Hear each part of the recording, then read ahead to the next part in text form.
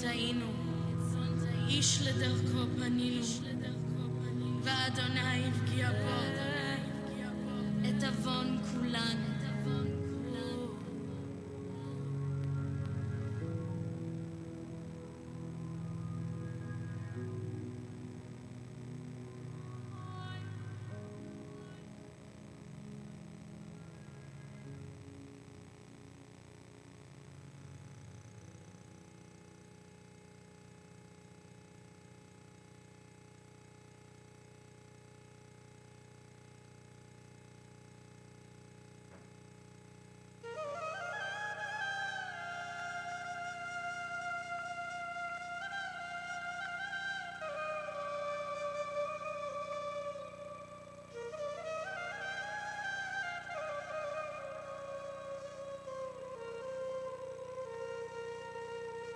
מי יעלה בהר אדוני, ומי יקום במקום קודשו? נקי כפיים ובר לבב, אשר לא נשא לשווא נפשי, ולא נשבע למרמה. יישא ברכה מאת אדוני, וצדקה מאלוהי ישעו. זה דור דורשיו, מבקשי פניך יעקב. סלה.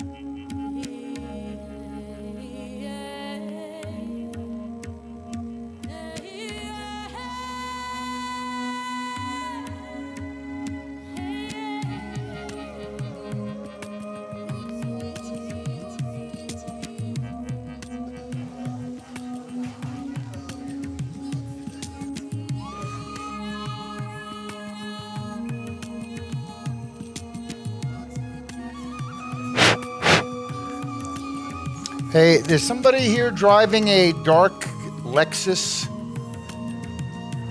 That would be Brian and Star. Okay, the tailgate is open. I don't know if you all knew that. Okay. Are you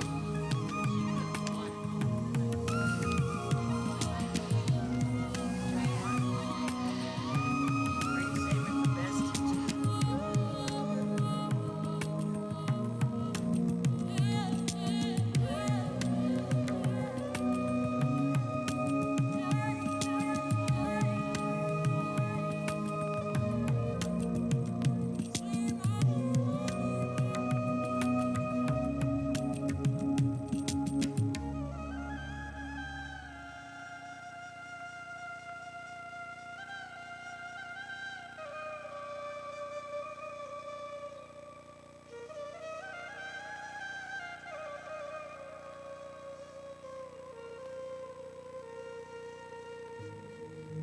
מי יעלה בהר אדוני, ומי יקום במקום קודשו?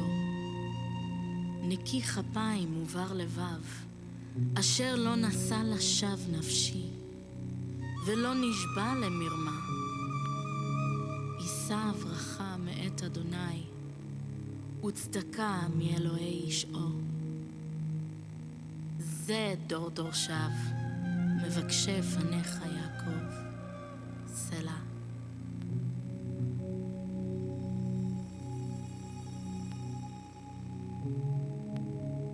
אל תיראו,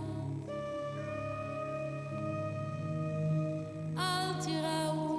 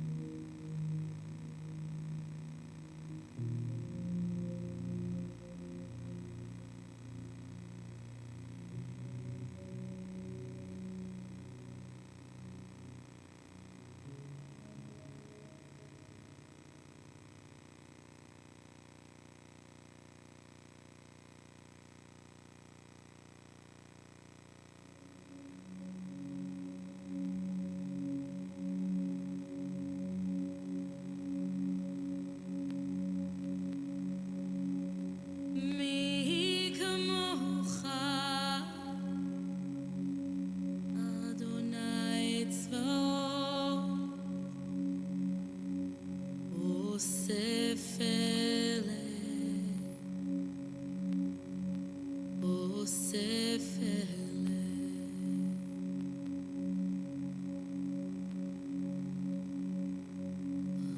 רחמים רבים, רחמים רבים. יתגדל ויתקדש שמי רבה, בעלמא דברה חירותי, וימליך מלכותי, ויצמח פורקני, ויקרב משיחי, בחי חון וביום חון, ובחיי דכל בית ישראל, בעגלה ובזמן קריב, ואמרו אמן. רחמים רבים, רחמים רבים, רחמים רבים, רחמים רבים. יהי שמי רבה מבורך לעולם ולעלמי עלמיה. יתברך וישתבח ויתפאר ויתרומם ויתנשא ויתהדר ויתעלה ויתהלל שמי דקודשה. Yeah, that was a... Well, I said to my לעילה מן כל ברכתה ושירתה, תושבחתה ונכתה. ואמרו אמן. thy heart and credit card. יהא שלמה רבה משמיה, וחיים And טובים abortion עליהם, people. ועל כל ישראל, They'll vote for her. ואמרו אמן. Unfortunately, I עושה שלום במרומיו, know for a fact הוא יעשה שלום עלינו, ועל כל ישראל, ואמרו אמן.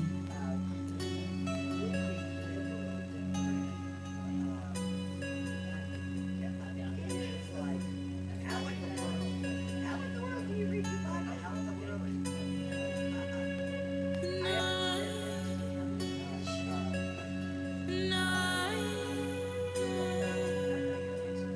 אל עליון, אל גיבור. Hello, everyone, and welcome to night 6 of. Thank you.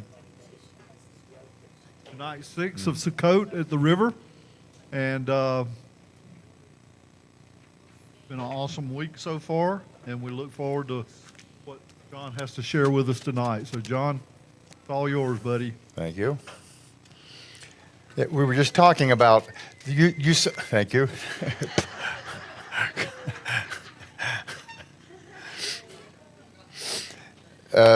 Somebody yelled out at the Harris, Jesus is Lord, and you're at the wrong rally.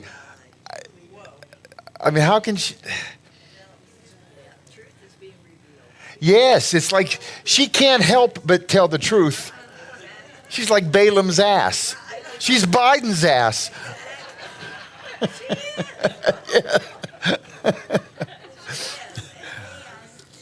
representative, that's their party, that's their party animal. Okay, you can start live streaming now.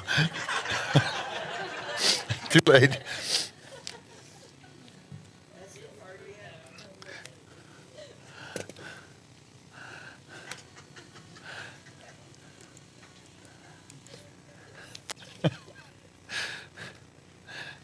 He said worse. Okay, where's our... Hello, everyone. My mother always asks, how many were there? So I'm going to count. 3, 7. It's not a big night. And then 9, 10, 11, 12, 13. I'll count me. 14, 15, 16, 17, 18. Oh, there's a bunch in there. Maybe 30, counting the kids. Okay. And the possum, we'll count him. Okay, how do we get this on the screen?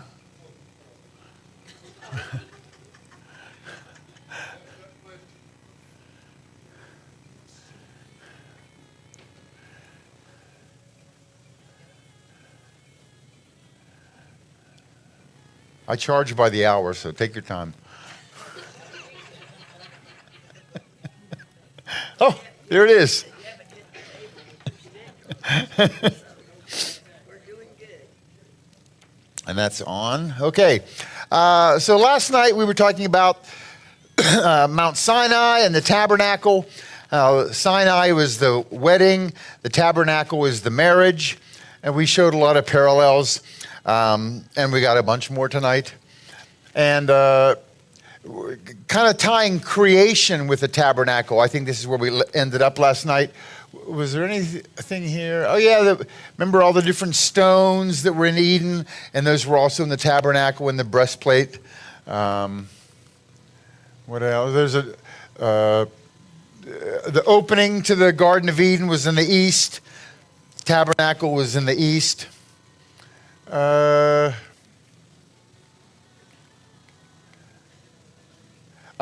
creation was on Rosh Hashanah, Tishri 1.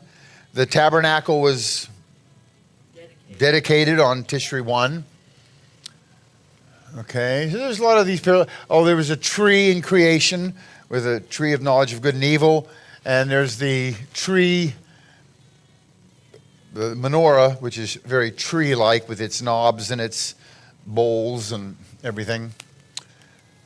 And then we said the rocks. Okay, so let's go here. In creation, there was a wedding.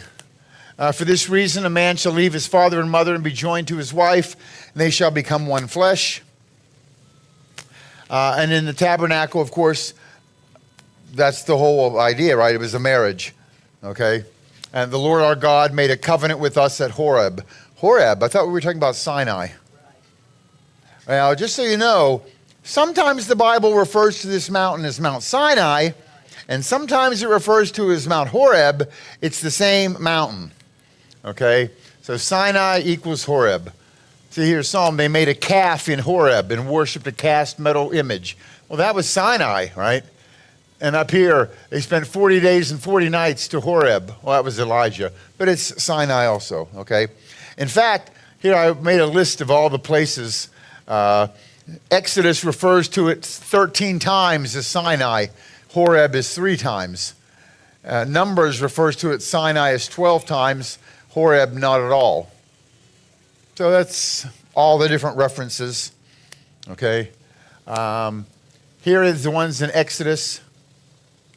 Here are the ones in Deuteronomy. But just know they're interchangeable, okay?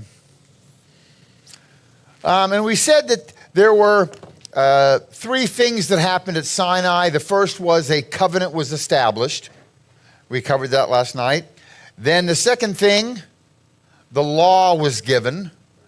We covered that. And then the third thing was the instructions for building the tabernacle. And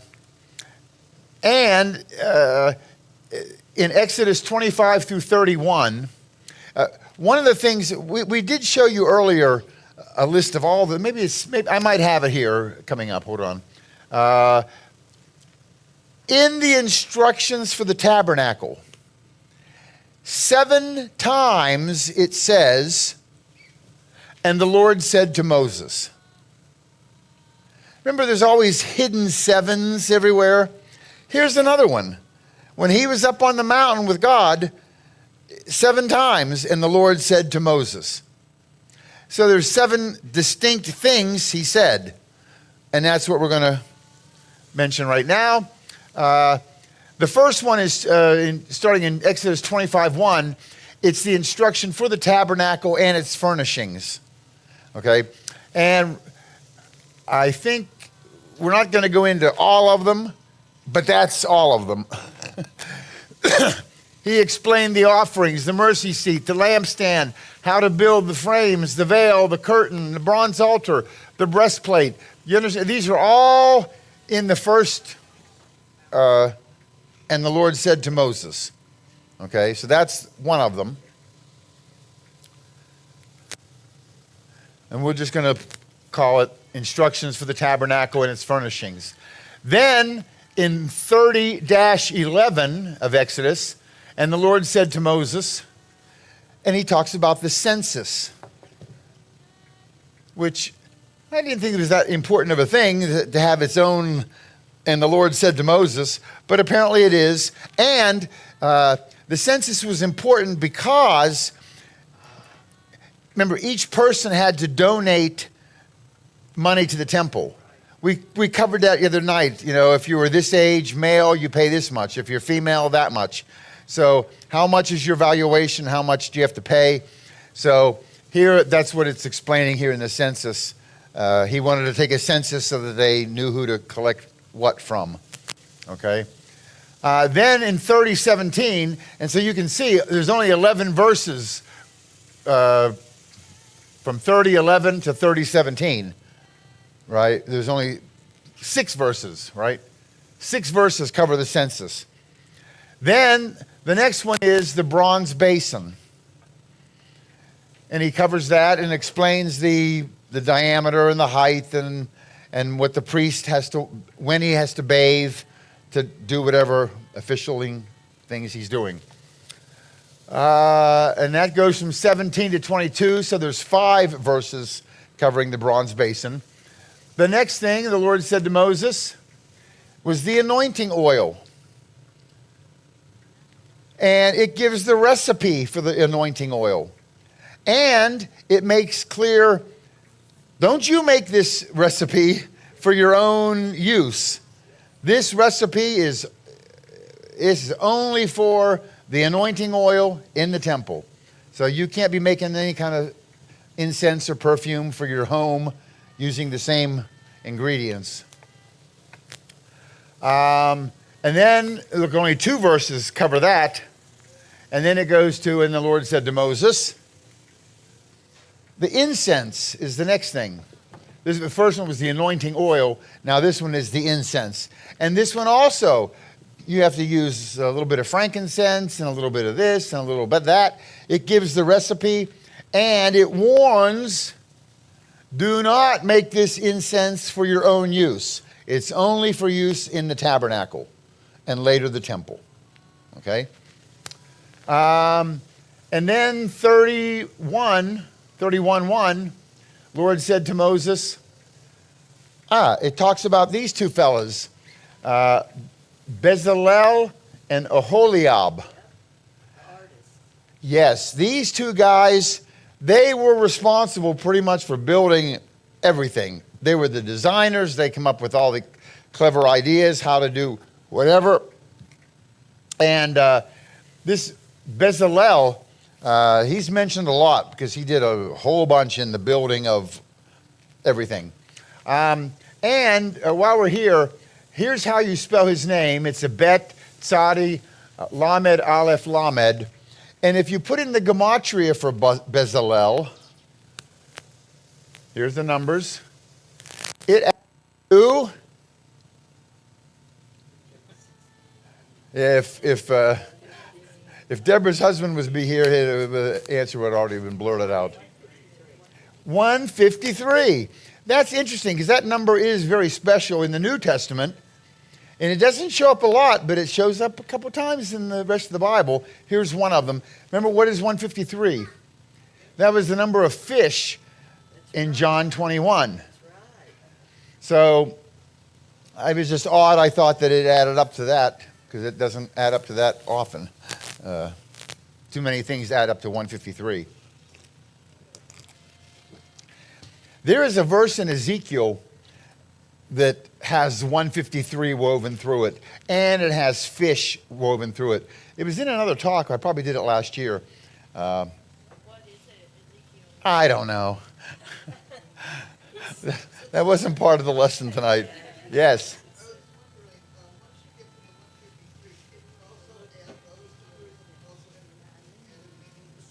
I don't. Yeah. You could, I guess, but I've never found anything special. She's saying if you take 1, 5, and 3 and add them together, you get 9. 9 is truth, but I mean, there are only so many levels you can go until you're making up stuff, you know. And I don't like to do that. And Oholiab, I don't know who he was, just a helper, I guess, of Bezalel, and his number adds up to 49, which is 7 times 7. Which is a godly, right? The 7s. Okay, so now there's 6 times, and the Lord said to Moses, what do you think might be the 7th instruction that he gives Moses? What? Who said it? Audrey? Oh, Sabbath, yeah, right. And the Lord said to Moses, tell the Israelites, surely you must keep my Sabbaths. How obvious, right? Yep. Yeah. For this will be a sign between me and you for the generations to come, so that you may know that I am the Lord who sanctifies you. Keep the Sabbath, for it is holy to you. Anyone who profanes it must be surely put to death. Whoever does any work on that day must be cut off from among his people. For 6 days work may be done, but the 7th day is the Sabbath of complete rest, holy to the Lord. Whoever does any work on the Sabbath day must be surely put to death. So a Sabbath is a pretty important thing, when that would be one of the 7 things he's instructing Moses, where it actually says, and the Lord said to Moses. So that must be an important one. So keep the Sabbath. So those are the instructions that were given on the mountain.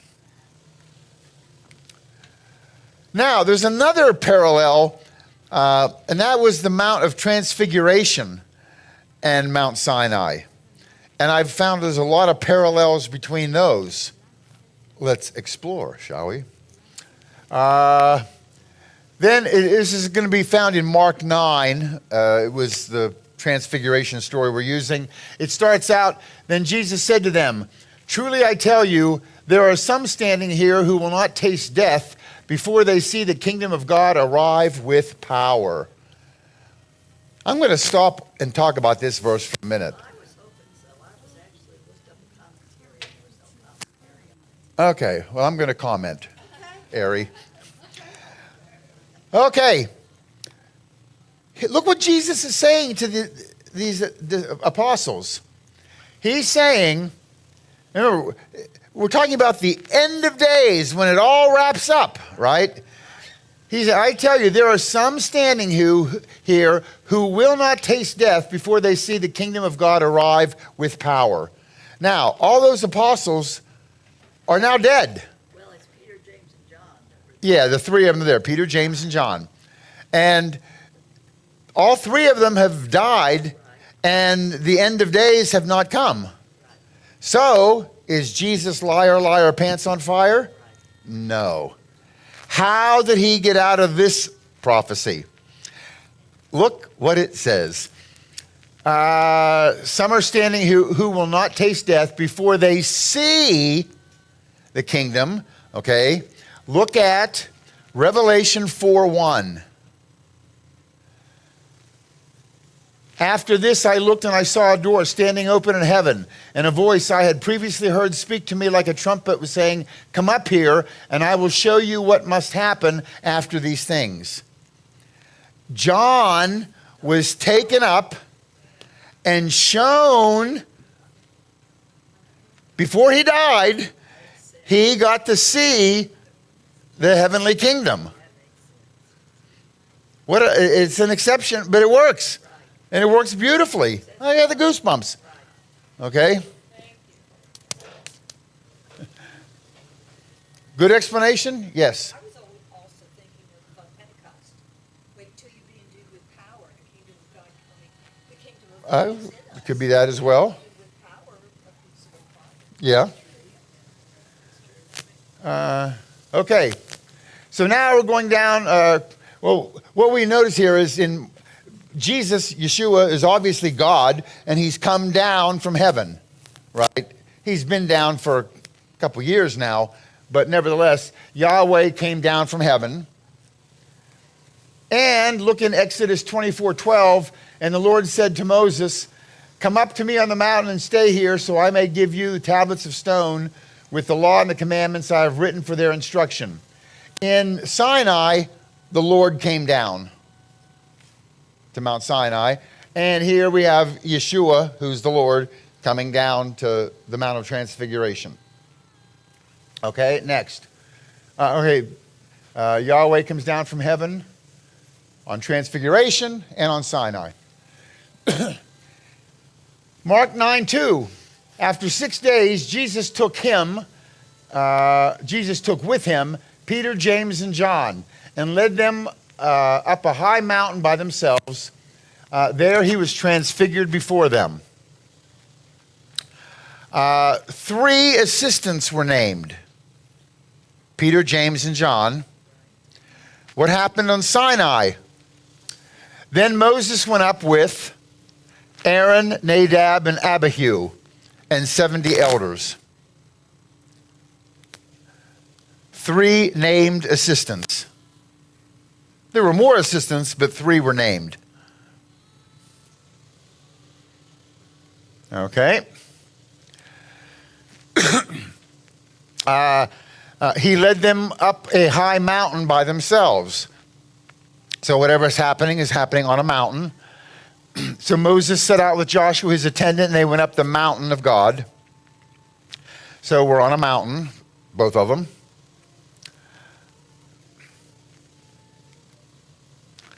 On the 7th day, look what it said in Mark. After 6 days, Jesus took with him Peter, James, and John and led him up a high mountain. What happens after 6 days? seventh day. So it was on the seventh day, right? And then look in Exodus. When Moses went up on the mountain, the cloud covered it, and the glory of the Lord settled on Mount Sinai. For 6 days the cloud covered it, and on the seventh day the Lord called to Moses from within the cloud. So whatever is going to happen, happened on the seventh day. Good. Clothes radiated. There, Yeshua was transfigured before them. His clothes became radiantly white, brighter than any launderer on earth could bleach them. So we have clothes radiating. And in Exodus, when Moses came down from Mount Sinai with the 2 tablets of the testimony in his hands, he was unaware that his face had become radiant from speaking with the Lord. Aaron and all the Israelites looked at Moses, and behold, his face was radiant, and they were afraid to approach him. So we have face or clothes radiating, things radiating. Okay. What next? Elijah and Moses appeared before them talking with Jesus. So Moses attended both transfiguration, and Moses set up with Joshua, went up the mountain of God. So he was on Sinai and transfiguration, another parallel.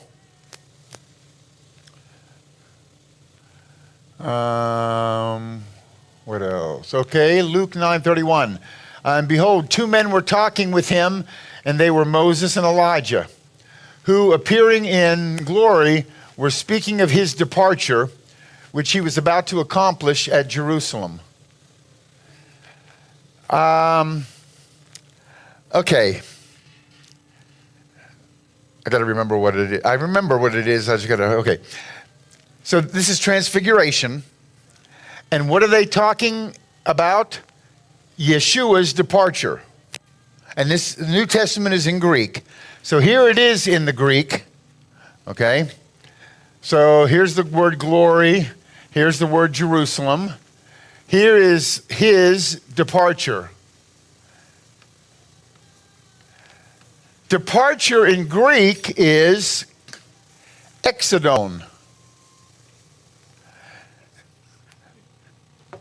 So that's kind of a tie-in again with, right? They're talking about his departure, his exodus, which Sinai was Exodus. Okay? Shemot is where we find the story. So I thought that was a parallel, right? Because it actually mentioned the word Exodus while they were up there talking. Peter said to Jesus, Rabbi, is it good for us to be here? Let us put up 3 shelters, one for you, one for Moses, one for Eliyahu. For they were all so terrified that Peter did not know what else to say. So what are we talking about here? This is a cool one. Ready? What was discussed? Tabernacle construction was discussed. Because he said, let's build 3 tabernacles. Let us build 3 sukkahs, right? A sukkah is a tabernacle. And what did they discuss up on Mount Sinai? There you are to make a sanctuary for me so that I may dwell among them. You must make the tabernacle and design all its furnishings according to the pattern I show you. So that was discussed on Sinai. That was discussed on Transfiguration. Then a cloud appeared and enveloped them, and a voice came from heaven, from the cloud. This is my beloved son, listen to him. Okay, so instead of repeating the tabernacle instructions of the Old Testament, which is what God told Moses on Sinai, God now has sent his son to be a new kind of dwelling place, right? Yeshua is where God is living, okay? And in 2 Samuel 7, David said to Nathan, here I am living in a house of cedar while the ark of God remains in a tent. And Nathan replied to the king, "Go and do all that is in your heart, for the Lord is with you." But that night the word of Yahweh came to Nathan, saying, "Go and tell my servant David that this is what the Lord says. Are you the one to build for me a house to dwell in? For I have not dwelt in a house from the day I brought the Israelites up out of Egypt until this day, but I have moved about with a tent as my dwelling. In all my journeyings with all the Israelites, have I ever asked any of the leaders I appointed to shepherd my people Israel, why haven't you built me a house of cedar?"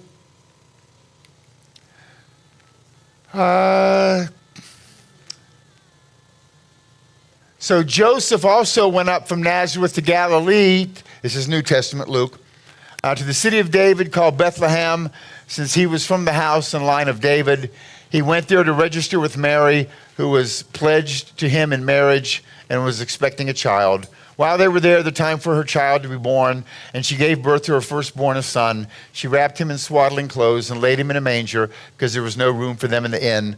The parallel that I'm seeing is neither one had a home, right? God didn't have a home. He said, "Did I ever ask you to build me a house of cedar?" And here Yeshua, he had nowhere to be born. He's born in a manger. But the word manger, I used to grow up thinking the manger was the building. That's a stable.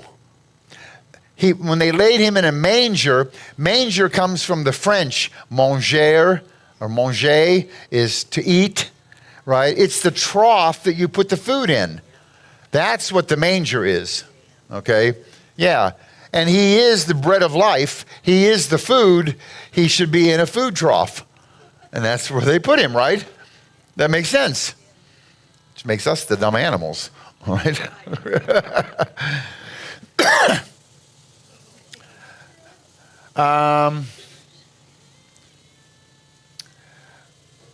Okay, and it said here in Mark 9:6, "For they were also terrified that Peter did not know what else to say." So we have witnesses are afraid, okay? Exodus 34:30, Aaron and all the Israelites looked at Moses, and behold, his face was radiant, and they were afraid to approach him. So we have witnesses afraid.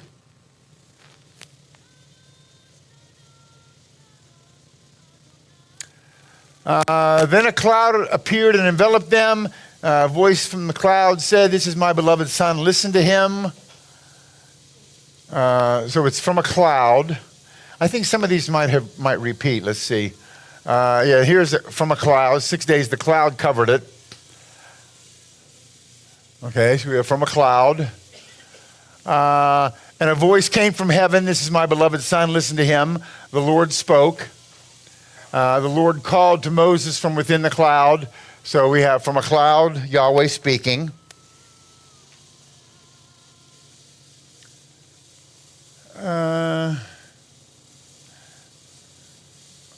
On the seventh day.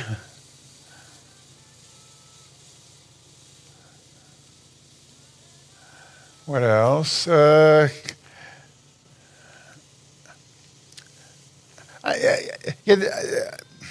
I know what my mind was thinking when I made this slide with 3 verses. A cloud appeared, "This is my beloved son, listen to him." Psalm 2:7 says, "You are my son, today I have begotten you." And one more, Deuteronomy, "The Lord your God will raise up for you a prophet like me from among your brothers. You must listen to him."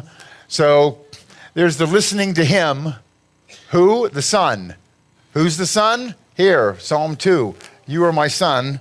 So it's tying, listen to my son, and who the son is, there's the Messiah. And then the instruction that God gave Moses that he's going to raise up a prophet like you, Moses, from your countrymen. Listen to him. So it's just tying the whole thing together. Listen to the son. I guess that's the... Psalm 2:7, also, when Yeshua was baptized by John the Baptist, God from a cloud said, "You are my beloved son." Right. A little side story.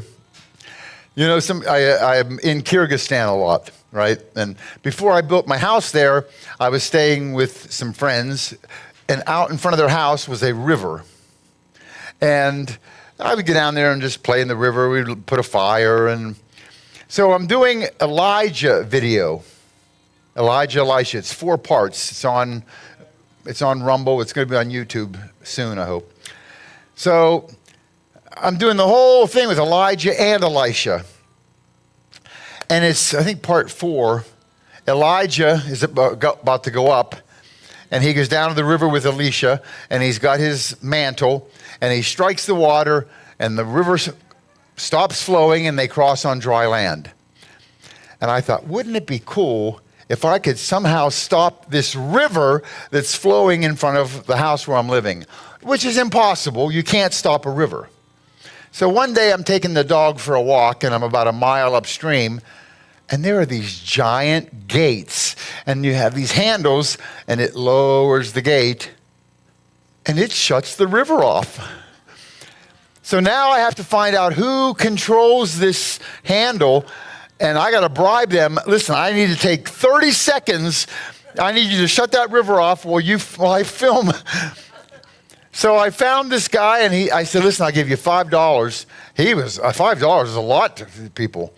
So, oh, absolutely, So I went back and got my team. I had to have cue cards because I didn't want to say the wrong verse. It's a long verse that I had to read it right. We needed a cameraman. We needed wardrobe, Hard Rock. But I had a Hard Rock sweatshirt, and I went down to the river, took off the Hard Rock sweatshirt, struck the river, and it stopped flowing. And as I'm halfway across, I swear a dove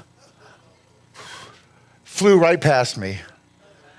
And as I'm doing the voiceover, I'm saying, and this is the same place where God announced, this is my beloved son, and the dove came down and landed on Jesus. That's the voiceover. And in the background, you have this dove that flies by, which I didn't even notice until we were editing later. Like, look, I actually stopped the video for a second, put an arrow. Look, a dove. But it worked out really well that the river dried up and I walked across, and then she turned it back on and it flowed. Watch my videos. They're sometimes fun. Okay. What do we got here? Suddenly they looked around and saw no one with them but Jesus. As they were coming down the mountain, Jesus admonished them not to tell anyone what they had seen until the Son of Man had risen from the dead. So they descended a mountain, right? Jesus did. And then Moses turned and went down the mountain with the 2 tablets of testimony, tablets written on both sides. They were written on one side and the other. So we have both going down a mountain. I think these are legitimate parallels. Do you think? Yeah. What else we got? When they returned to the other disciples, they saw a large crowd around them and scribes arguing with them. They've just come down the mountain, right? So we have chaos erupting below the mountain. I got people arguing, okay? And what happened in Exodus? Then he took the gold from their hands and fashioned it with an engraving tool and made it into a cast metal calf. And they said, this is your God, Israel, who brought you up from the land of Egypt. So the next day they got up early and offered burnt offerings and brought peace offerings. And the people sat down to eat and drink and got up to engage in lewd behavior. So we have chaos erupting below the mountain. Yep. Okay.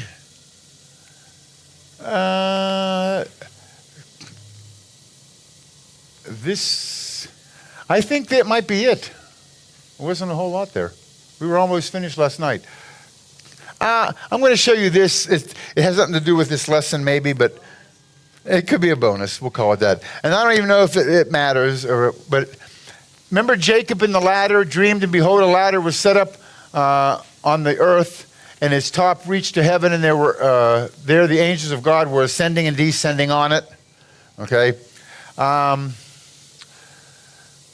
The word for ladder in Hebrew is sulam. It's a samek lamed mem. And you put in the values. And Sinai, you put in the value. It's a samek yod nun yod. Both of them add up to 130. I don't know if there's... I do know in Hebrew that if you have two words that add up to the same number, gematria-wise, those two things are related. In fact, in one of my math videos, I give a whole bunch of examples, none of which I can remember as I stand here before you. But watch all my videos, and which one was it? It's one of the math videos. But it's just interesting that this word and this word, you think unrelated, but they have the same values. And when you study and think about it, hey, those two things are related. And maybe because Sinai is where you go up to God, right? And a ladder, the Jacob's ladder, these angels were ascending and descending up to God. Somehow those could be related. You think? I don't know. What else was I going to say? Oh, and by the way, notice it says that these angels were ascending and descending. Which one are they doing first? They're ascending first. So that tells me that they were already down here, and then they went up and come back down. They didn't come down to do something with us and go back up. They're already here, right? And they're going up and then coming back down. It's a minor thing, but maybe it's not. Maybe it's a major thing, right? They're all major things, right? Okay, so that concludes Sinai, at least what I have so far. Remember, I come here to rehearse before I go and clean them up and film it, all right? So, okay, so now we're going to do a little bit of travel log, okay, which has been promised for multiple nights. Let's see if we can pull that up.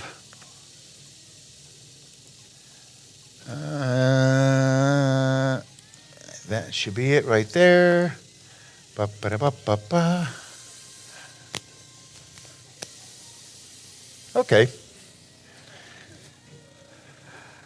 Okay, I'm going to show you some of the stuff I did in 2024. I will show you this ended in, this was a 2023 trip. This is a typical trip for me. I was in Bishkek, where I live, most of the year. And I flew to Istanbul. And I'll usually stay a day or two in Istanbul. I've been going to the same little hotel. So you still live in Kyrgyzstan most of the time? No, well, I live in Kyrgyzstan. It's near Kyrgyzstan, wherever that is. You never say that. You still live in Tennessee?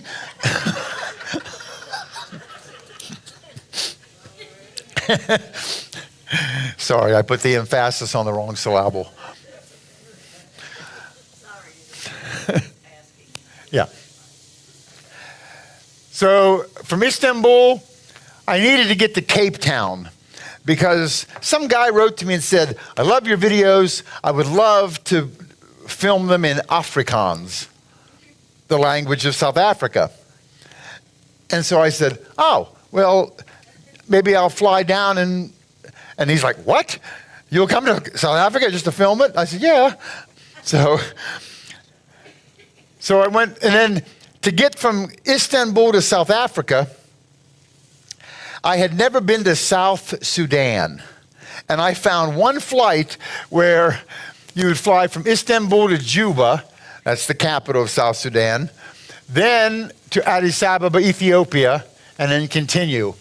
And it was the same cheap price as all the other ones, so that's the one I took, and I got to be in South Sudan.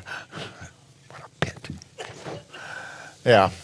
And then I was here for 3 days, and we filmed the video, and I flew back to Addis Ababa, And I had never been to Freetown, Sierra Leone, or Monrovia, Liberia.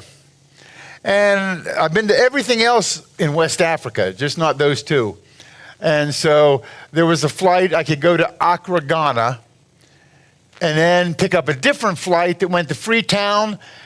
And it just stopped in Freetown. It was a ticket from Accra to Monrovia that stopped in Freetown for 2 hours. And I wouldn't leave the airport, although they were kind of lax about it. And they said, if you want to go outside, go ahead and you can hang out. It was very nice. So I got to go walk out a little bit. And then from Monrovia, I flew to Brussels, took the train to Harlem, and stayed a couple of days, and then Harlem to Houston. So that's a typical Dutch uncle trip. That's one from 2023. Now let's look at 2024. This year, this was January, I flew from Houston to Amsterdam, and I usually stay in Harlem. That's where the Corrie ten Boom, if you've heard of her, and the Corrie ten Boom house is just around the corner from my hotel. And I originally went there years ago, like 25 years ago, and that town is just so nice, and the people were nice, and I became friends with a lot of people there. So I stop in Amsterdam, don't even go into Amsterdam anymore, I just take the train to Harlem, and visit my friends and hang out for 2 or 3 days and get over jet lag. And it's been nice. So I get to the hotel in Harlem, and this is kind of important to the story. There's 2 owners. One of them is an old Chinese man, and he has 2 sons. And I've met the sons multiple times. The younger son, I think I've only met him twice, probably 20 years ago and probably 10 years ago. And last year, I was sitting talking to the other owner, and I heard the son say, "Is that John Kostick?" Which I hadn't talked to. I had met him, maybe talked for 5 minutes twice in my life. And he was sitting way in the back, and I turned and, "Hey, Junie, how you doing?" And he came and he goes, "What are you doing here?" I said, I'm on my way to Israel. And that was this year. Israel, they weren't getting tourists because of the October 7th last year. And I thought, I got to go and I want to see what's happening there, and I want to support them. So I was on my way to Bishkek, Kyrgyzstan, but in my own way. So he said, so you believe in God? I said, yes, I believe in God. It's the God of Israel also. It's not Buddha and any other crazy God, Allah. And I said, have you ever been to Israel? He said, no. And it's probably like 3 o'clock in the afternoon. I'm talking to him. And I said, okay, Junie, listen to this. I'm flying tomorrow morning at 10 o'clock to Israel. And if you want to come, I will buy you a ticket, but we're leaving tomorrow morning at 10 a.m. And you have until 4 o'clock to tell me yes or no. And you know, buying a ticket the day before ain't cheap, right? And the only 2 airlines that were flying there was El Al, which ain't cheap. And the other one, it was Aegean. And they were flying to Athens. But Air France, British Air, KLM, all United, everybody else stopped flights because Hamas was lobbing missiles into Tel Aviv. So it was about 5 till 4, and he said, okay, I'll go. Which meant he had to get on a train, hour and a half or whatever, to Rotterdam, get a suitcase, pack it, find someone to take care of his dog, and then get back to Amsterdam for the morning flight. And he was there. And it was a really good trip because I was not expecting I was just going to go see Israel. And now I got someone to witness to who has no concept. I mean, he's Chinese. You know, his thing is money, money, money, money, money, money, money. You know, how do I get more money? And for him to be willing to go and then to see it. When you see it, you realize a whole lot. You know, it really does change you. So that was a really cool thing. I don't have any pictures of us. In fact, it rained and rained, and then we both got sick as a dog. And so, but we had time just to sit and talk, okay? A lot of car rides. So, so I'm in Harlem, and I spent a couple of days. This is where I'm inviting him.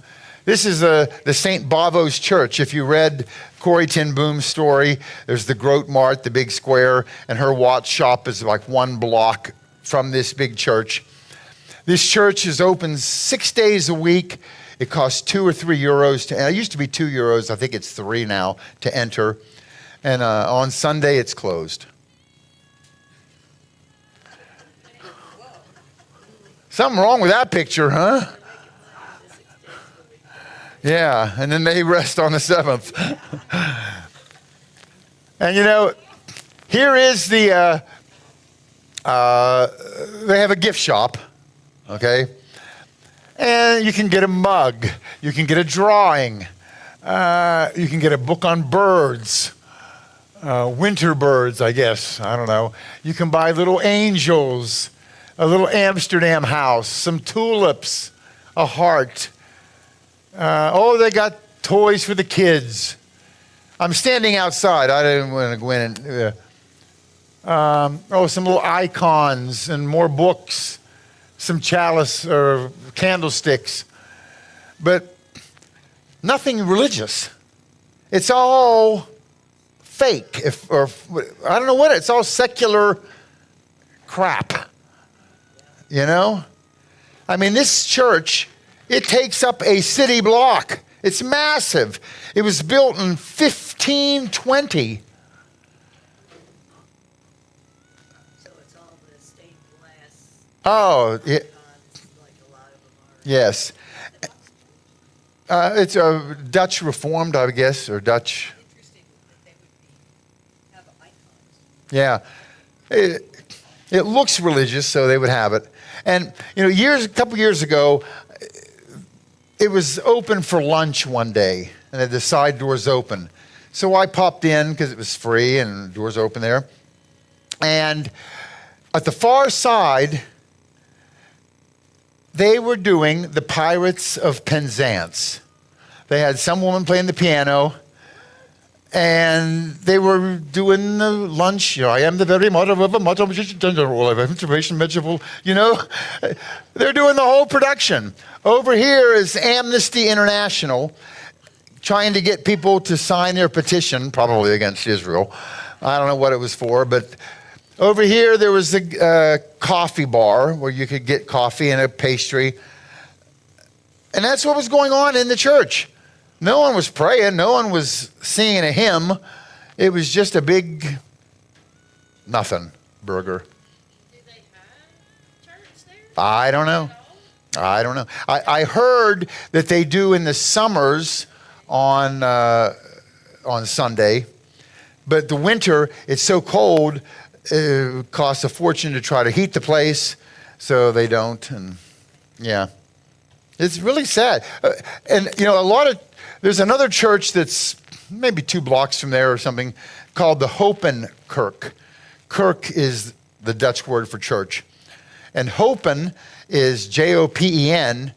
It's a famous beer in the Netherlands. So it's the Hopen-Kerk, the beer, Hopen Beer Kerk. And this company bought the church, took out all the pews and everything, put in those giant copper kettle boilers to make beer. And there's copper pipes running everywhere, and these 4 or 5 giant kettles. And then down below there's a bar and there's chairs, and it's a brewery. And it has stained glass windows, and it looks like a church. It has a steeple. So there's a lot of atheists in Europe. It's a lot. Mm-hmm. Okay, so Junie and I flew to Israel on El Al. It was empty because of October 7th recently, and then Hamas is lobbing. you never see the Western Wall empty, right? And it was raining that day, but empty. Then down at Masada, they have this diorama of. This is a bad picture of it, but here I am in Masada, empty.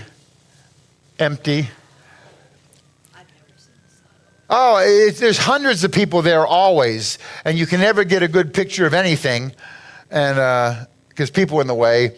That little tram car that takes you to the top, I didn't go because it's $20, and I've already been up a couple times. But I told Junie, you need to go up and have a look. He's the only one on the tram, and then he was the only one coming down. There was just nobody there in Israel. And there's a Golgotha, a place of the skull. Yeah, if you look at it, every time you look at it different angles, like here's an eye and an eye. It's kind of like the skull here. But if you look at it from this way, there'll be two other holes that look like eyes. It's just, wherever you look at it, is skull-like. Yeah, this is on the East Jerusalem side. If you want to go to Jericho or Ramallah, you get a bus here. And we got a few minutes. Remember when David slays Goliath? He takes Goliath's sword and cuts off Goliath's head. He kills him. It wasn't the stone that killed Goliath, by the way. It was, he took the sword and killed him and then cut off his head.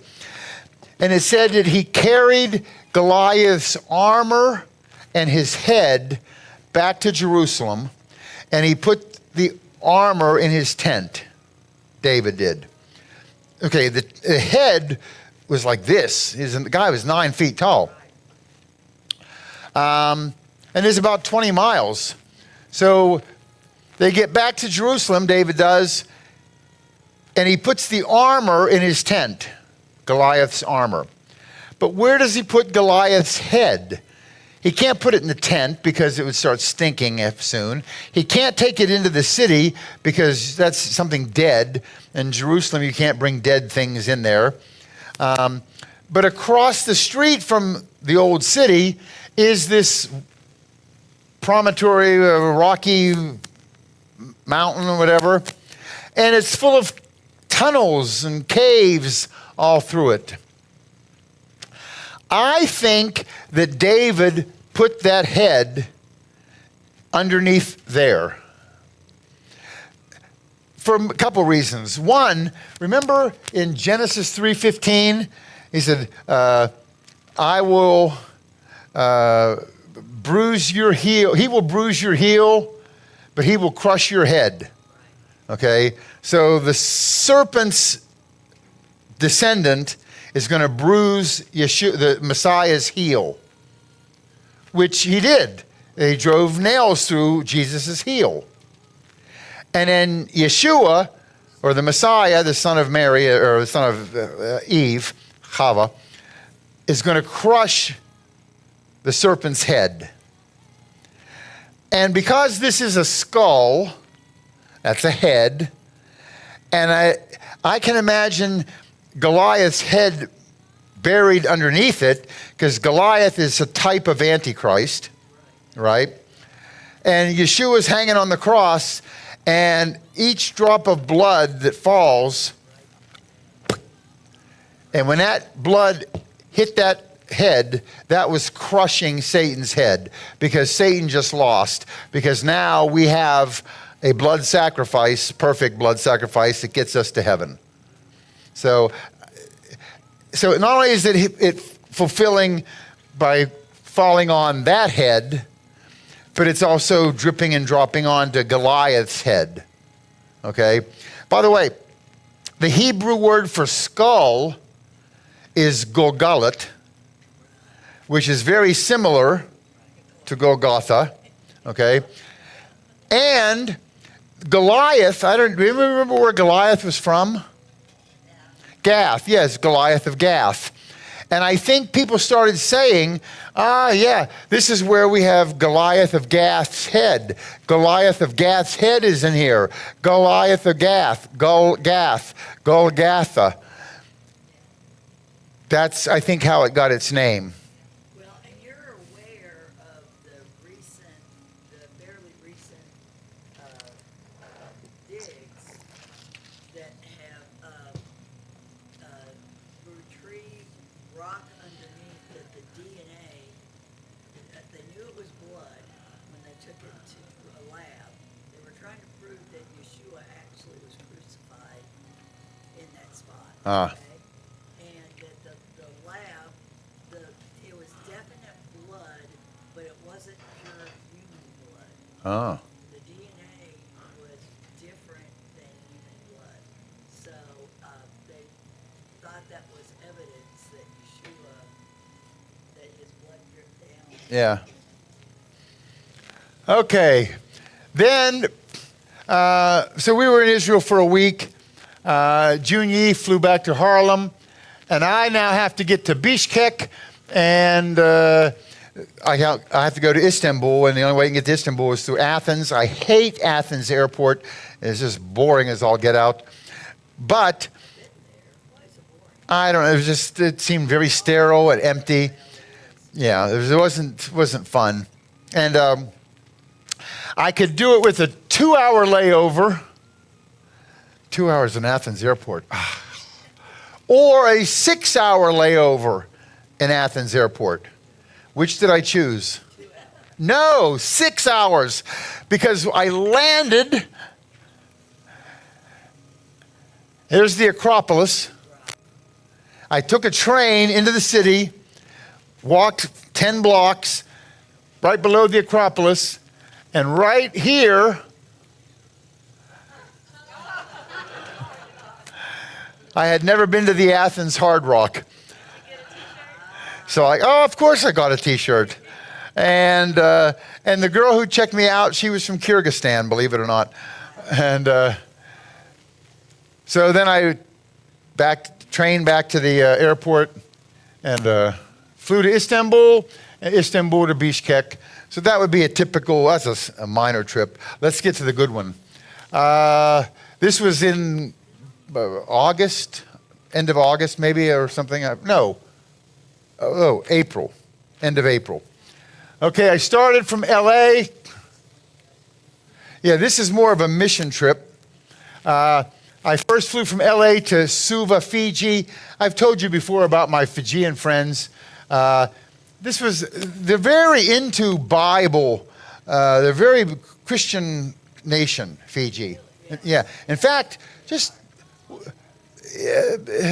just voted 2 weeks ago, voted with Israel. Fiji was one that voted with Israel. Only 14 countries voted for Israel. 156 voted against. Fiji voted for Israel. And they have here the Trinity Car Wash. I mean, that's funny. And I was invited to speak on Passover, about Passover. So this is me speaking in Fiji. There were probably 70 or 80 people. I think this is, yeah. And this is probably the, 5th or 6th time I've been invited to speak in Fiji. Go figure. And I've shown you the family that I met there years ago, right? And here they are. And I spoke at his village also, separate from that Passover one. Mm-hmm. That's baby John. Yep. And then here we are at the airport. I'm about to fly out on Fiji Airlines. And I flew to Auckland, New Zealand. And from Auckland, I flew to Rotorua. Rotorua is where they have all the geothermal stuff bubbling up out of the ground. And all the Maori, Indian, a lot is there in Rotorua. Here's Lake Rotorua. And I was invited to speak in Rotorua. And here's part of the group. There's a lot more over on this side. And they had the big TV here, and I sat and I think I told them, we did 2 talks. One was Shem, Ham, and Japheth. I forget what the other one was. And I think this is the 3rd or 4th time they've invited me to Rotorua to speak. Then I flew from Rotorua on Air New Zealand down to Christchurch in the South Island. There was a math, I don't know if he's a teacher, but he loves my math videos and he writes to me all the time. And if he ever finds some cool math thing, he'll send it to me. If I find one, I'll send it to him because he knows advanced math and he gets it. And he said, next time you come to New Zealand, you come to Christchurch because I've got a group you can talk to. And so I thought, well, I'm here. So I flew down to Christchurch and he picked me up at the airport and we had fish and chips and I gave a nice talk or 2 to his group. And you'll never guess whose car I saw. It's Jesus lives in Christchurch. Who'd have thunk, you know? But then I realized, I thought this was a Nissan. And I thought, well, that's Jesus' car, but it's a Mazda. If it was a Nissan, then I knew for sure Nissan was with an almighty license plate. So I don't think it was Jesus, actually. But let me tell you, New Zealand has gotten extremely left-wing, crazy socialist. It used to be my favorite place to go. And I've probably been there a dozen times. And now it's just, oh, they're everywhere. And they just jamming it down your throat. And I asked one of the airport employees, where are the heterosexual flags?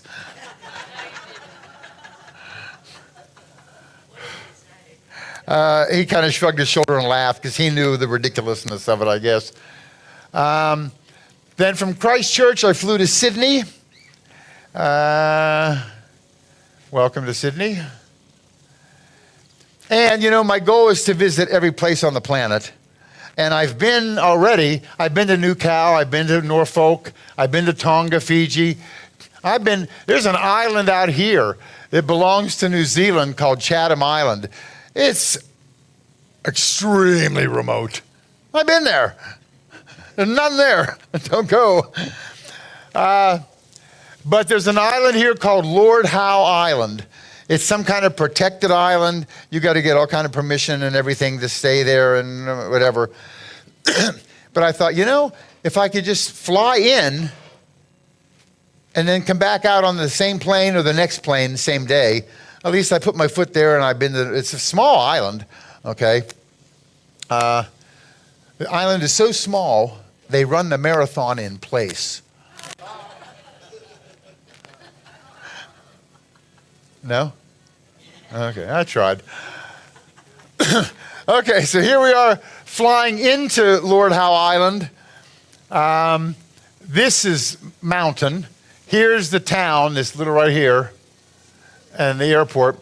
So I landed, and I have 3.5, 4 hours until the next plane is going to take me back to Sydney. 2-hour flight, and it was one of these kind of planes.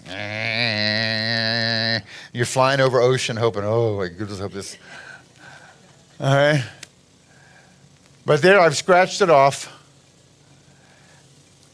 And when I got my picture taken, I saw 2 guys over here, you know, leaning on a post, a fence post, talking to each other. So I went over just to say hello. I had 2 hours to kill. And so the guy says, how long have you been here? I said, I've been here for an hour, and I'm leaving in 2 hours. But I wanted to say I've been here. He said, oh, well, you need to see the island. And I said, well, I really don't have time. He said, Joe, give me your keys to your truck. Come on, John. And he spent 2 hours driving me around to all the cool sites.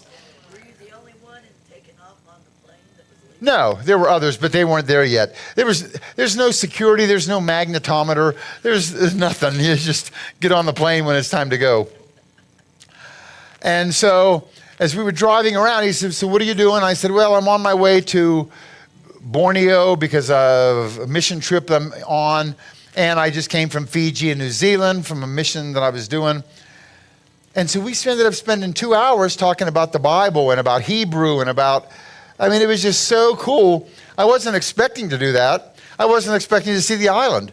But I got to share the gospel, which he was a believer, but not into the Hebrewness of everything. So he was really gung-ho on just hearing more.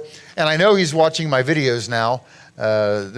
He writes to me, yeah, it was just neat how that all worked out. And I ended up getting to see the island. And here's some of the island. They have different beaches. But this is a mountain here. You can see it there, right? Okay. And the side of the mountain just fell off one day, and it left that imprint. It looks like an airplane or a helicopter. It's not man-made. It's just naturally fell off that way. And there's another thing that you can see here, right there.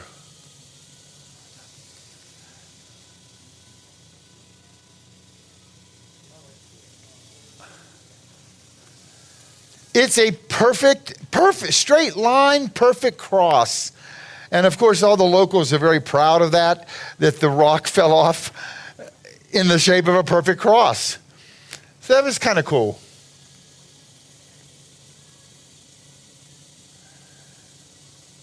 And now, so there's the town. You can see it's not very big. There's probably 10 or 12 little resorts. People go out and they hike through the mountains, and I don't know what you do there, actually. They have some beaches.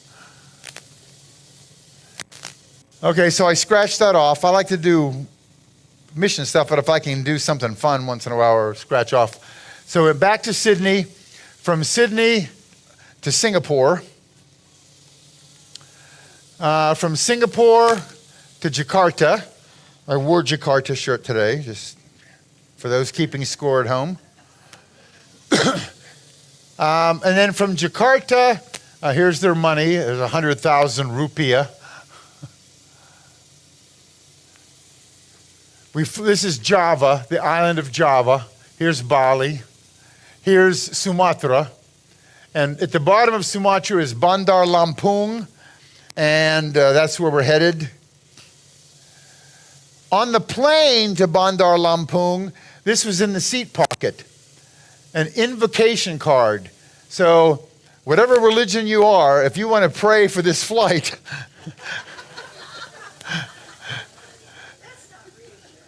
yeah. So if you're Buddhist, you pray this one. If you're Hindu, that. If you're Islam, Christian, Catholic, or Confucius.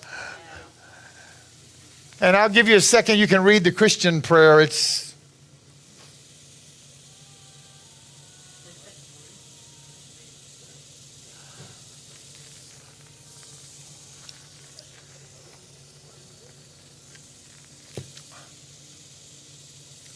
So I had never seen something like that before. Air Asia. Okay? Yeah.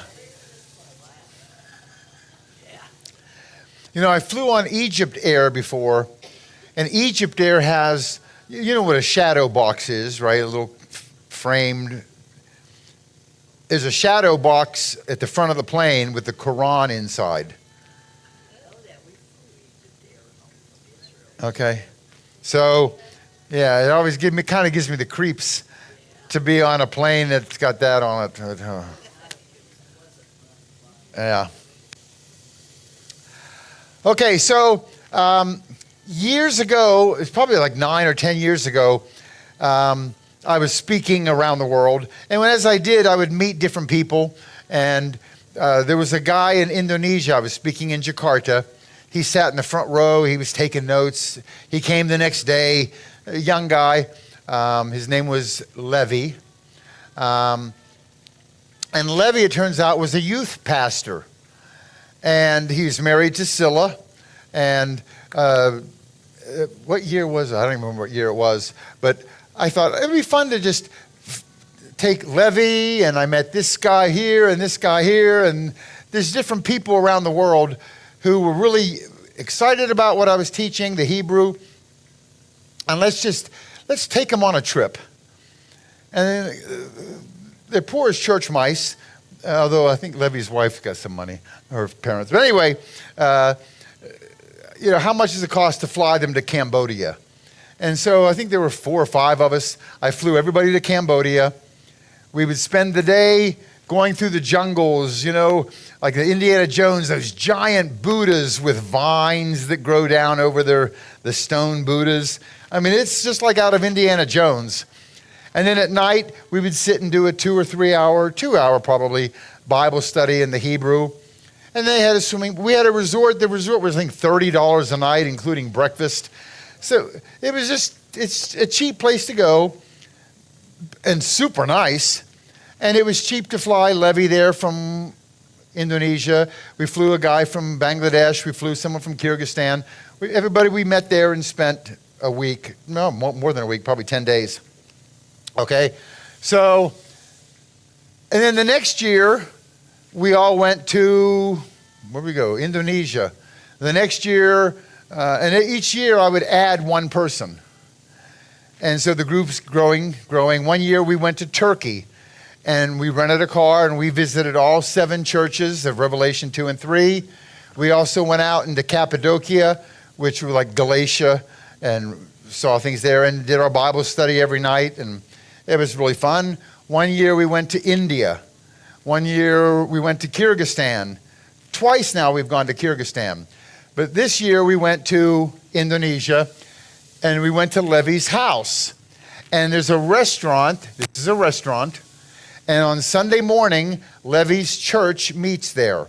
They have to be out by noon because the restaurant opens at noon. So at 20 till 12, it ends, and they're taking down the screen and the drum kit and the speakers, and everything has to be taken out, and the table's set up for the lunch.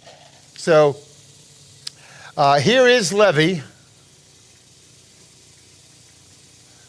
He loves the Lord. You can almost see it in his face here. His eyes are closed, and he's just, tears would come out of his eyes. I mean, he's just so into it. And they did the singing first. Here I am about to speak.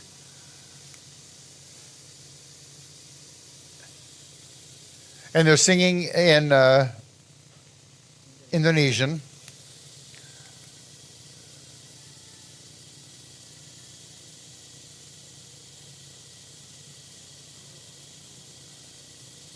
And everything I would say, he would repeat in Indonesian. And that's his congregation. Pretty big group.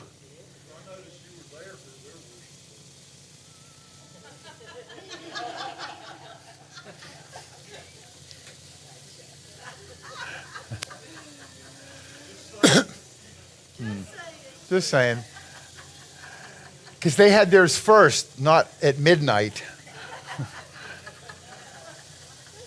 Here's Levi's wife. You'll see her again. There's Levi.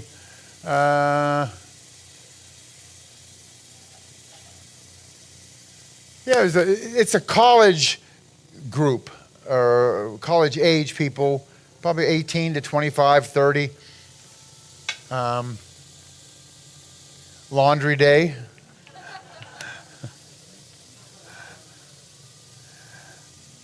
Okay, so from Bandar Lampung, we flew to Borneo. You know Borneo? And Balikpapan. Okay, so, here we had breakfast. This is 5 of the people. I think this year there were 10 of us. The group has grown to the size of 10. And so we go someplace every year. I never thought of that. Yeah, I think this is one of the few pictures that have all 10 of us in it.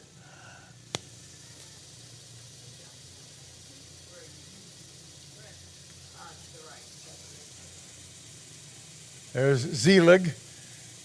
That's Levy and his wife. This is Bangladesh and his wife. This is that guy from South Africa who invited me to come down and film. I think he's 40 years old. And I thought that was nice. He invited me to come down and film. So he got a trip to Indonesia. And remember this guy, anyone? You know, that's Max couldn't come this year. James, he was a guy from Michigan who came. He came here a few years ago, and he spent like the whole week, and so he and his wife were invited, and then his wife couldn't go, but he came. All right. So we had.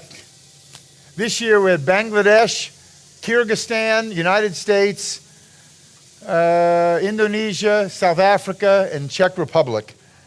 So it's kind of like the United Nations. Only better.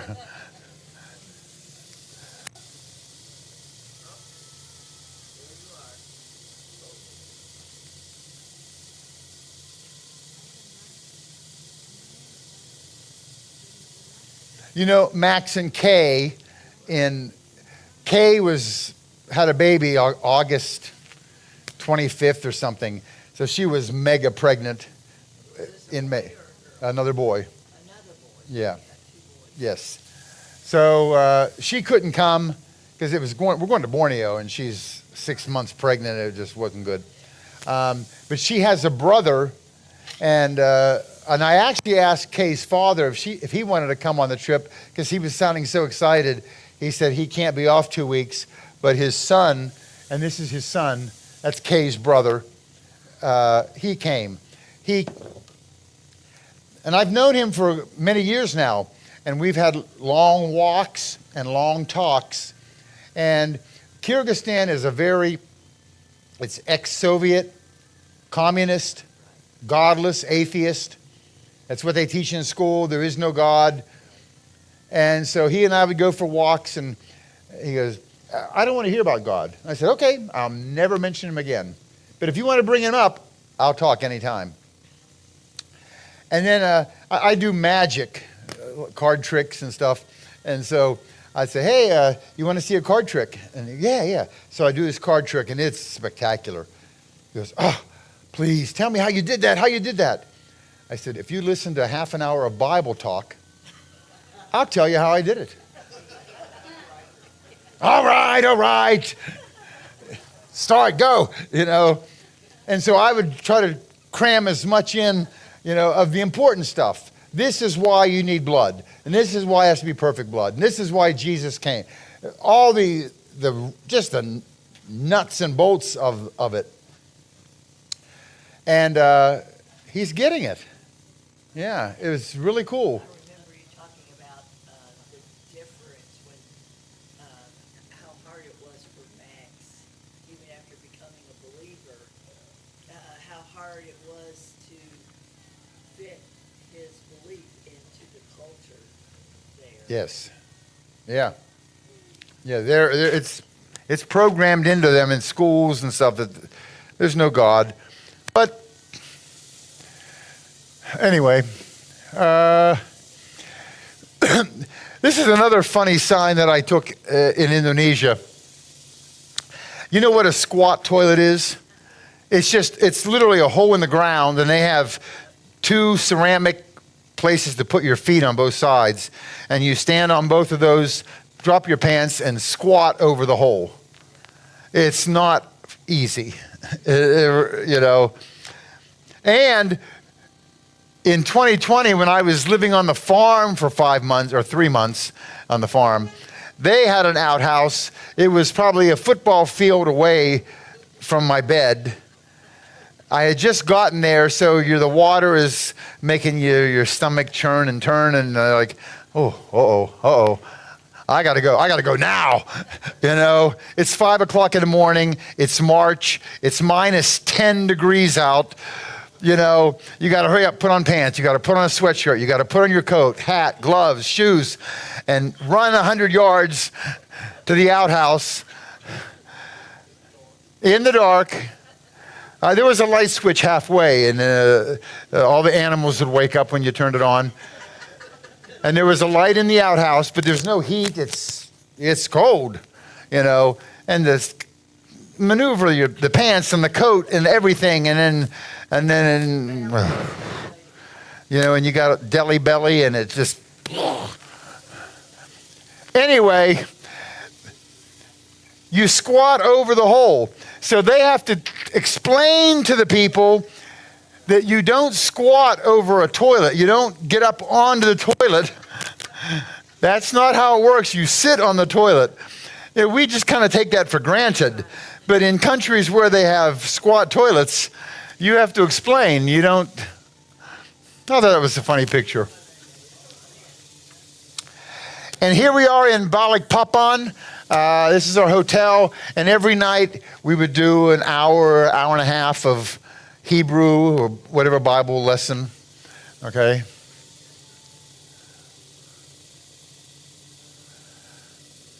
And of course, put them straight to sleep in my lessons. Okay, so we're in Balikpapan. So from Bandar, we went to Balikpapan, drove to Samarinda, and now we're getting on a boat and heading to Maramuntai. We're going to go into the interior of Borneo, and we'll get a little side note here. Back in maybe in 89 or 90, I went to Borneo, and I went up the river deep in the interior of Borneo. And back in 1990, you didn't have digital cameras, air conditioning, Wi-Fi. None of that existed. You had film, right? Which then you got developed, and it was expensive, the processing, everything. So I went to this village way up in the interior, and here's some of my pictures. Here, this girl's playing jacks. And you can see she's using bottle caps and a tennis ball. They don't have jacks. It's the jungle.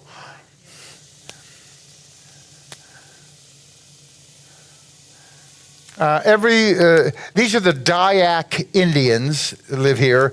The Dayak, this is the first village you encounter Dayak Indians. They're not Muslim. They probably were animist, if anything. But they always have like the community longhouse where they would all meet for functions and activities, parties, whatever. So here's a typical longhouse. And they were doing some kind of ceremonial dance when I was there back in the 90s.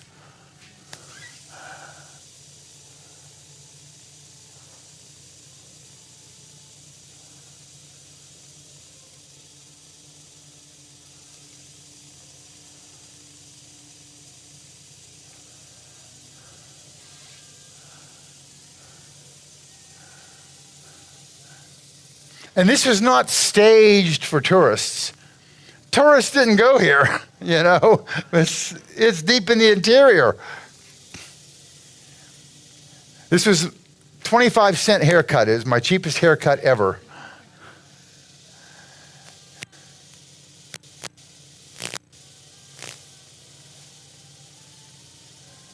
And this was porcupine quills. And then some kind of big carved, I don't know. They had stuff you could buy or sell or trade, I don't know.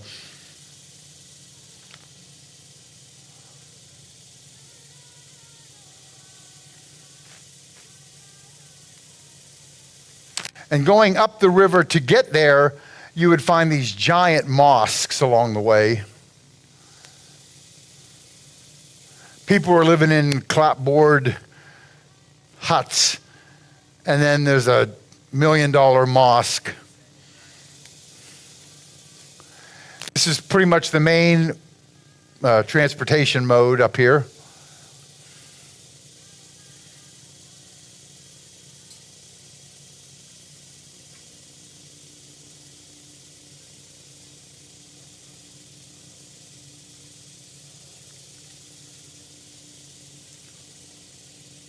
outhouse. Of course, went right into the river. Washing clothes. They swim in there. Everything's in the river. Here's washing clothes.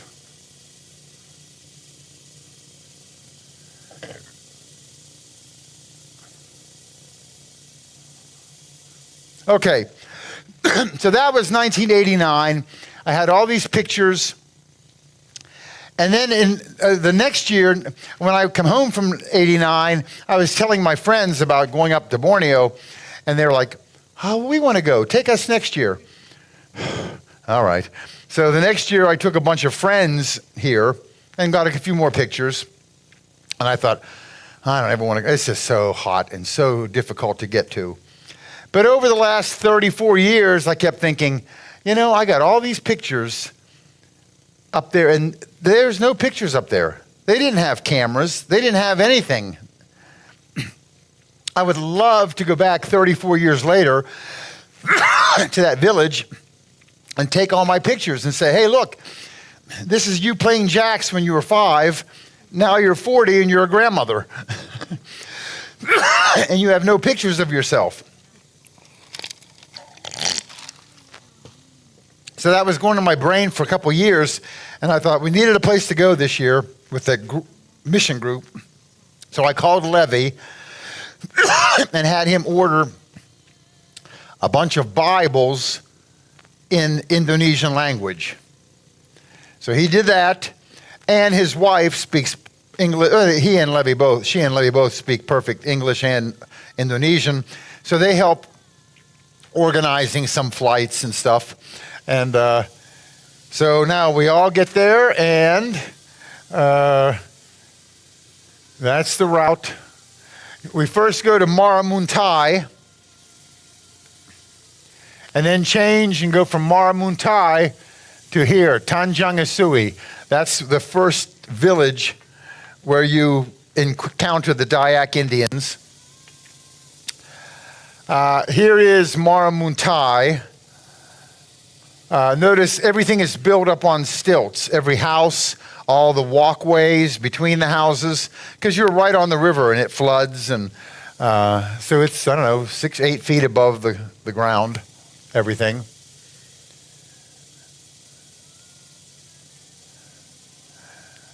There's Levy and Scylla.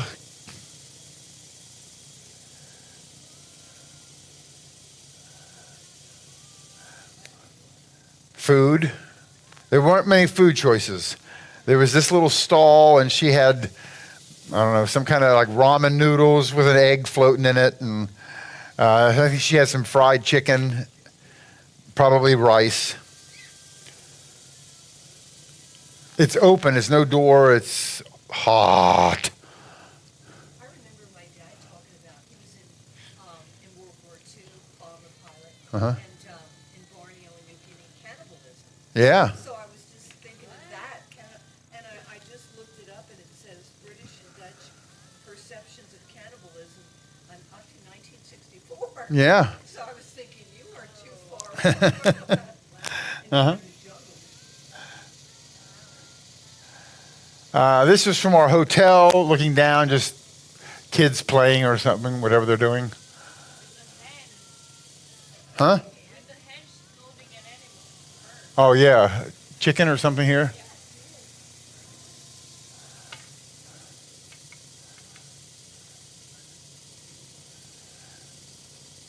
This was one of the rooms. We found a room, it was like $3 a night or something. And it just had a single bed, some ugly linoleum, and they did have Wi-Fi at Maramuntai. Things have changed. People have cell phones now, and they had air conditioning. And then at night, this was the hotel, and I say hotel, it was like 2 stories, and there was a little hallway, and they may had 3 rooms here and 3 rooms here. And so we're sitting in the hallway between, because it was the only place we could all fit. And we opened all these doors and turned on everybody's air conditioner, and it cooled the hallway where we could sit and do our lesson. Yeah, here. There's our lesson.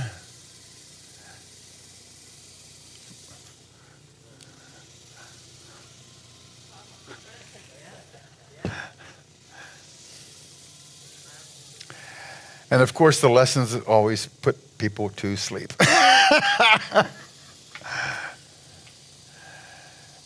And apparently, somewhere near here, there was a gymnasium or something, and a bunch of the guys went and played badminton, I think.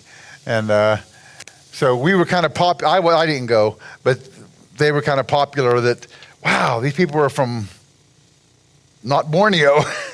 So these were all the locals. Here's Kay's brother. And I think, I don't see Shuvo in here. He might be, no. Anyway, they all became fast friends. And everybody was given a Bible and told, go, eat, play, do whatever you're doing, and find somebody to give your Bible to. The Bangladeshi, Shuvo, he met one of those guys there at the gym, and they became very close. And they're still, the guy from Bangladesh, not Kay's brother, but the guy from Bangladesh, who's become very strong Christian now, but he encountered one of these Muslim guys up here in Tanjung Asui, became very good friends with him, gave him the Bible. He was very moved to receive this Bible, and they're still talking all the time about the gospel, and it's very cool. So from Maramuntai, we're taking a boat to Tanjung Asui. Here's the boat.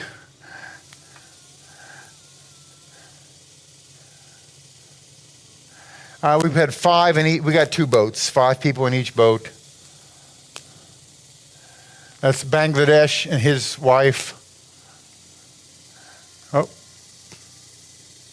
And it's just jungle and muddy water for hours and hours. I don't think so. Yeah.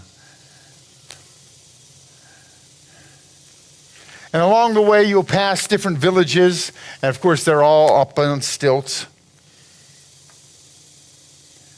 Fishermen. Here we are arriving in Tanjung Asui after 34 years. That mosque was not there 34 years ago. And a losmen is a house where you can stay. It's not a hotel, but she has rooms and she'll let them out. I think there it was $2 or $3 a night for the room. No air conditioning, but we had a fan in each room. The shower would have been like a 55-gallon oil drum, plastic though, and filled with water, and then a bucket with a scoop. So you'd scoop, pour on your head. It's cold, you know. This is out the back of the hotel. This is under the hotel, the Losman. There's some decorations she had on the wall. This is that, remember I told you the necklace earlier with porcupine quills and some kind of boar's tusk.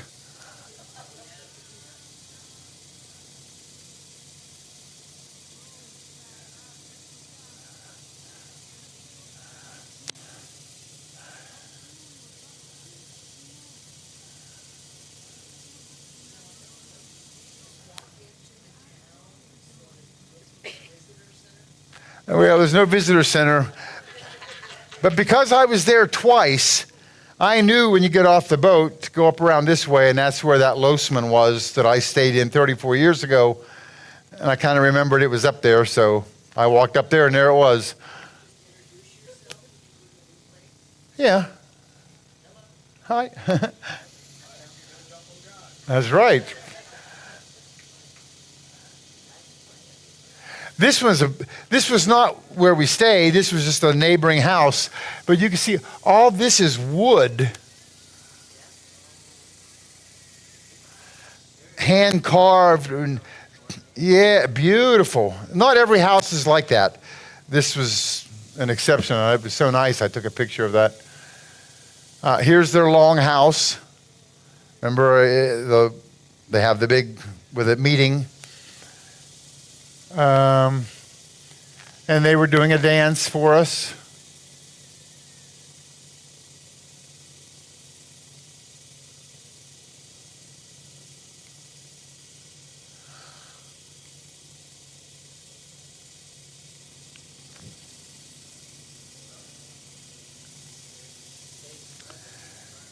Yeah, and there's Shuvo, Daniela, Zelig, Levi, Scylla, James. Yeah. Oh, yeah. Yeah, I didn't get in the picture, I don't think, because I've been to this dance 3 times now, and it's not that good of a dance. I don't need to sit and watch it again. But if you've never seen it, you should go see it. They had a church there. The pastor of the church came over to our Losman and sat for an hour, 2 hours, I can't remember. It was a good while. And I did a bunch of Hebrew talks to him and gave him the website and how to connect to our videos. And he said he needed Bibles in their language. And I think we gave him 4 or 5 Bibles for his church. There's a mosque in the village, unfortunately. I think this is about the only place we found to eat, up over the hill. They had some fried chicken. They were like Roadrunner chickens. They didn't have much meat on them. They were, yeah. This is under the table.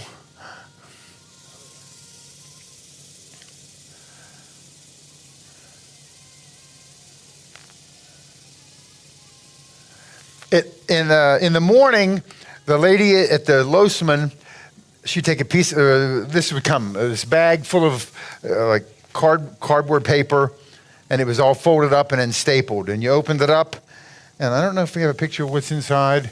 Yeah, that's inside. Like ramen, some rice, maybe a piece of chicken, some spice, and that would be breakfast. And they had usually something spicy you could spice it up with.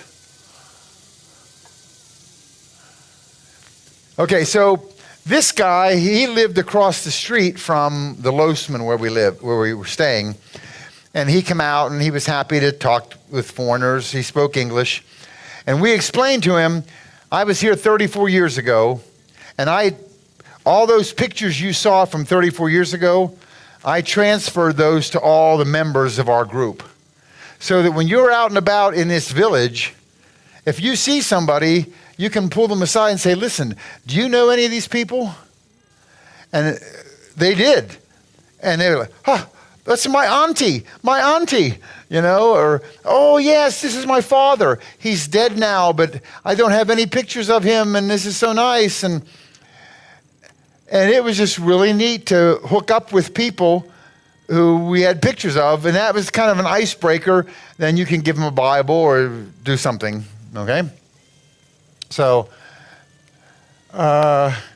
here, we're showing him pictures. He seems to know everybody in the village. And so here he goes, okay, let me look at the picture. And then, yes, I know that person. And he was the one who coordinated getting the people together who would have known who all these people were from 30 some years ago. They have a lot of idols. Yeah. So this guy, he was 23 when I was there years ago. Now he's 58. He's a village elder. And they coordinated that we would go to his house at 7 o'clock or something, and he was ready for us. I think here's Levy. This is looking back at their kitchen, and then right here is that. Okay, so the kitchen would have been here. And they had a sofa, and we're running through all the old photos, and he's recognizing different people. He spotted his father, who has since passed. And this is him 34 years ago.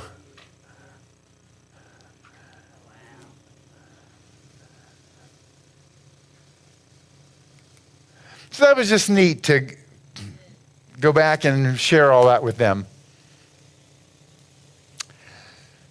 Yeah, Mrs. going back down the river.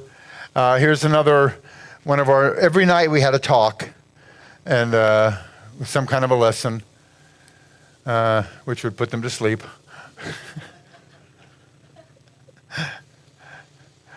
And then from Tanjungasui back to Samarinda, Balikpapan, and then we flew to Bali. Bali. Yeah. Yeah. And then we spent three or four nights in Bali. I can't remember. This was the fun part. Go to the beach or do whatever you want to do. But we still, every night we'd have our talk. Oh my goodness. 10 people and lots of luggage.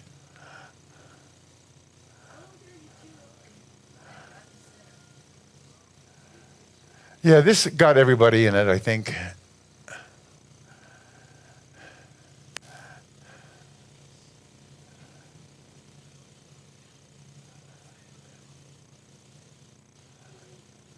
Typical breakfast. No, those were bananas. Yeah, they call them finger bananas. They're just about this big long. Papaya and watermelon. And then I think this night we had a talk, and then we started having the talks in the morning. So at night, if everyone's out playing, they wouldn't have to come back. So we did our nightly talk. You can put me to sleep. And it's the last day. Everybody has to say goodbye. Everybody flew home to their places. Then I'm in Bali airport, and I'm just waiting. My flight's across the way here, and I'm standing here with my mug. It's on that chair behind, and a Hard Rock shirt. And this guy walks up and he goes, "Are you John?" I said, "Do I owe you money?" He assured me I didn't, so yeah, okay, I'm John. I watch every one of your videos. I said, "Where are you from?" He's from India. He was on his way to Thailand, and he booked a flight that changed planes in Bali. And he was just in between flights, like I was ready to take off. And that was the first time that just in public that someone recognized me for the Bible stuff. Yeah. I have, but he was watching in the videos, I guess. Isn't that neat?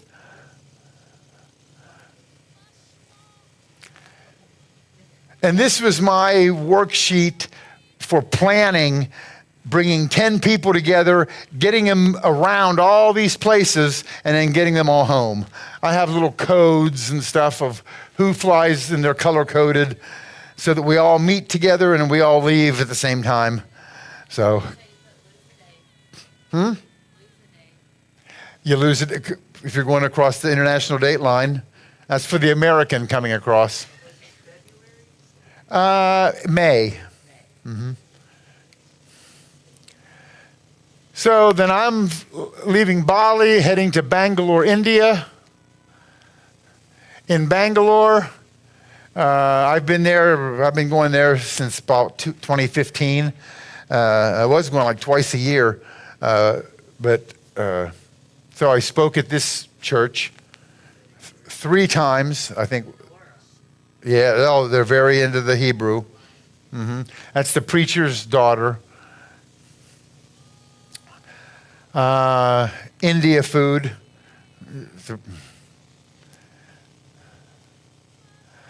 Then we flew to Goa. On the 4th floor is this Rima Center, and that's their church up there. And I've spoken here a couple times, probably half a dozen times.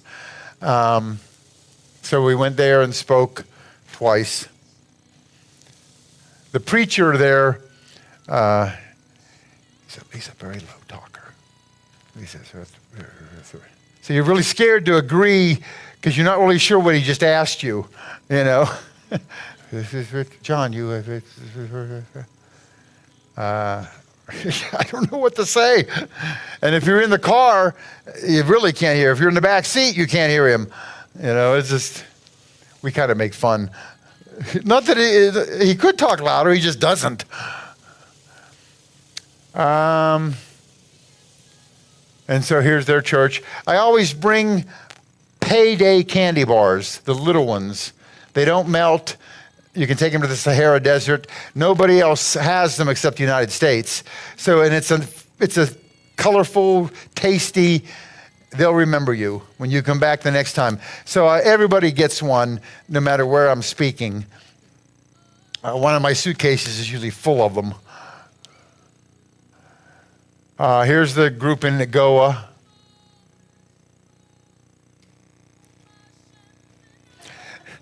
It really was, we'd speak that night or the next day, get up early, fly to the next place, speak that night, speak the next day, fly to the next place. It was just move, move, move, speak, speak, speak. And each time you speak, it's 2 or 3 hours. You're, you know, I just want to, and then they want to take you out to eat, and they want to sit and talk to you. And it's like, leave me alone. I'm tired. I don't have time to. So anytime you get a chance to sleep, this was a taxi, I just conk out. Then we went to Mumbai, Bombay, and we spoke there. Here's the taxis in India. Yeah, tuk-tuk. Then we flew to Delhi.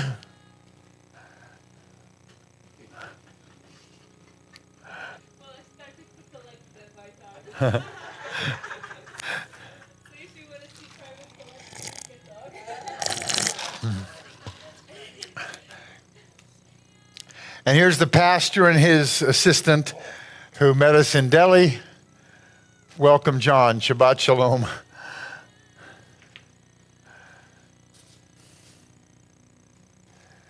And here was their church. Very Hebrew.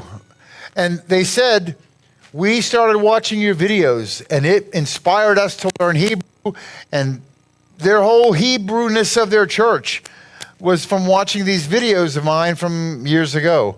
They knew everything about my videos. It was just, wow.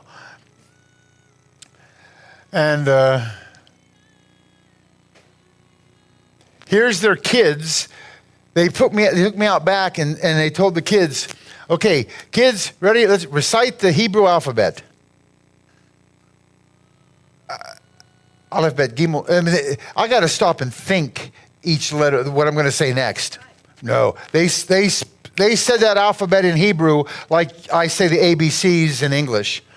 Boom, boom, boom, boom. They just knew them all. Especially when you get down into the pay and the tzadi and the kuf. Which one's first? It takes me. I got to stop and think for a minute or a second. Not these kids. They knew it. Yeah. And here's another group of kids. Same. They just rattled it off. And for some reason in India, you give a talk, and they got to give you a big bouquet of flowers. Which I'm leaving on a plane tonight to the next town. What do I do with this, you know? So I asked, does anybody here in the crowd have a birthday? This woman way in the back did, so I gave her my flowers. And I think they gave Daniela a bouquet also, and we found somebody else with a birthday and gave hers. But there was more than 100 people here It was a big group. And on the back of somebody's car, there was a dove and a Star of David in India. That was interesting to see.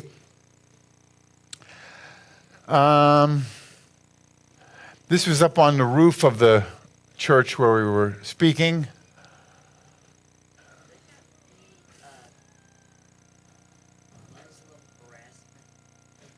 There are some places, but here, no. They haven't had any. And then, of course, somebody we want to invite you to our home tonight. I said, I really don't want to go because you're just tired. You just need, but we did go to the home. They fed us, and then, of course, they invited every relative and neighbor that they had.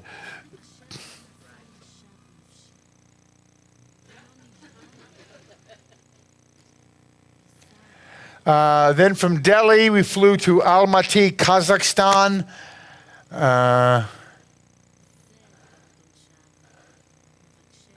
On Air Astana, which is the Kazakh airline.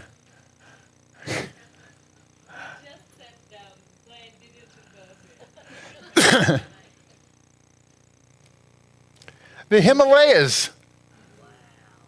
And because the Himalayas are at 28,000 feet, and we're flying at 33, it's really close.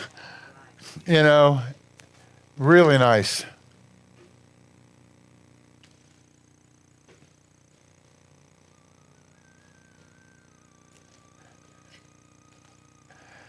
And here we're getting off the plane, and here, and here. Anyone know what's going on? I really had to pee. And there was somebody, and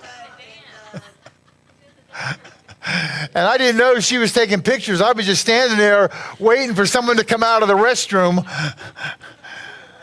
Yes, I kept...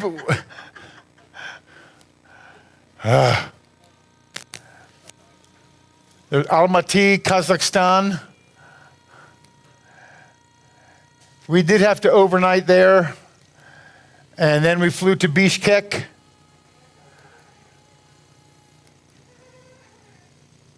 This is landing in Kyrgyzstan. Welcome to Bishkek. It's one of the malls. Asia Mall. Very modern, Kyrgyzstan. Yeah. Kyrgyzstan.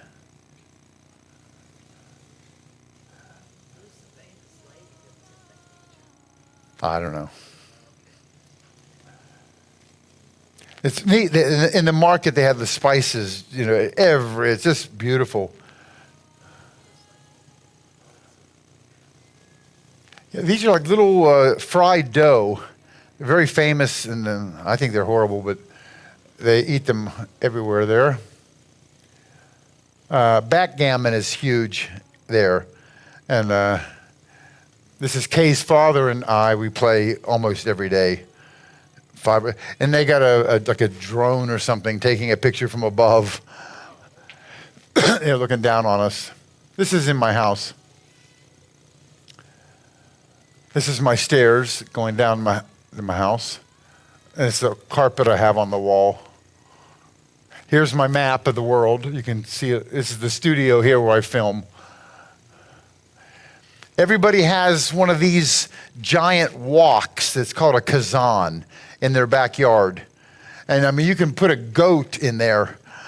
It's really that big, you know, because they have these big family gatherings and everybody comes and you cook for 30 people or whatever.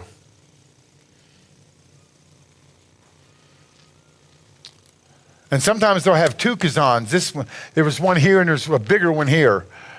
So you have small, something you're cooking here and a bigger thing cooking there. This you can put wood, yeah, you put wood in here. You can put wood in here. And this you put a skewer with like a shish kebab. You put it there and the other side here. In the house they have. Yeah. And everybody in Kyrgyzstan has a room, a dining room with table, little seat. How many is this? 1, 2, 3, 4, 5, 6, 7. It's a lot. 18 or something. And they always have one dining room with this massive table with 18 or 24 chairs because it's a big family-oriented kind of place. I stayed at this house for a while. This is Kay's parents' house. And there's Max and Kay and their baby. Kay's parents, me, Dee. That's their first son, correct? Yes. And we always have a little fire down by the river.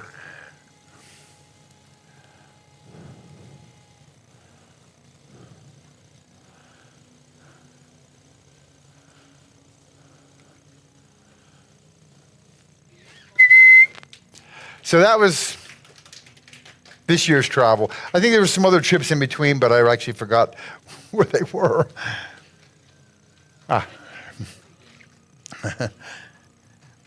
Okay, well, we will see you tomorrow night. Tomorrow night is our last night with me. Yes? Okay. Just to let you know, we will do a Wednesday night also. I have something planned that I think you will all enjoy. So, and it won't be a long night, but I do want us to see it all the way through. Okay. We'll start at the same time. Start at 6 o'clock with the meal, and maybe start a little bit earlier with what I have planned. And what I have planned will take right at an hour. So we'll get out of here by 8 o'clock. I'm